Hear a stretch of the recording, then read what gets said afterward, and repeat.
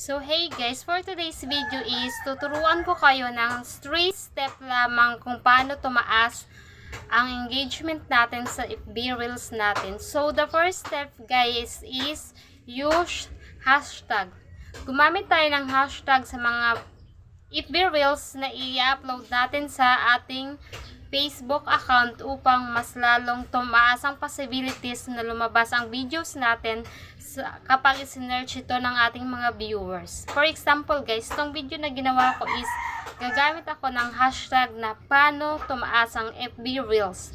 So yun ang example ng hashtag para if ever na-search ng mga viewers natin ang ganun is may possibilities na lumabas yung videos natin.